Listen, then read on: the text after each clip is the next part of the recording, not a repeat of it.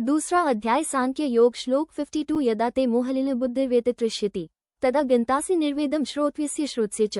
हिंदी अनुवाद। जब तुम्हारी बुद्धि मोह रूपी जलाशय को पार कर जाएगी तब तुम शास्त्रों में सुने और सुनने योग्य विषयों से वैराग्य प्राप्त कर लोगे। व्याख्या। इस श्लोक में भगवान श्री कृष्ण अर्जुन को समझाते हैं कि आत्मज्ञान प्राप्त करने के लिए बुद्धि को मोह और अज्ञान के जाल से मुक्त करना आवश्यक है। मोहलिन का अर्थ है अज्ञान और भ्रम का दलदल। जब मनुष्य की बुद्धि इस मोह के जाल को पार कर जाती है तो वह सत्य को समझने में सक्षम हो जाती है। यह मोह हमें संसार के विषयों में उलझा देता है और हमें अपने वास्तविक कर्तव्यों से दूर कर देता है। मोह के प्रभाव में व्यक्ति शारीरिक सुख, धन और अन्य भौतिक वस्तुओं में आसक्त हो जाता है।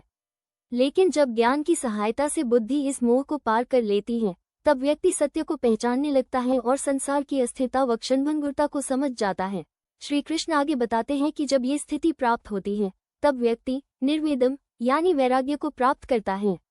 वैराग्य का अर्थ है संसार के भौतिक सुखों और मोह माया से विरक्ति।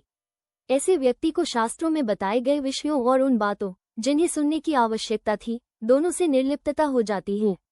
इसका तात्पर्य यह है कि उसे बाहरी ज्ञान के बजाय आंतरिक अनुभव से सत्य का बोध हो जाता है।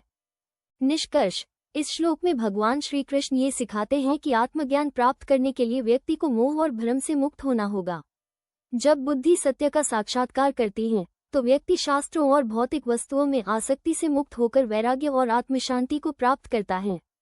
यही सच्ची आध्यात्मिक प्रगति है।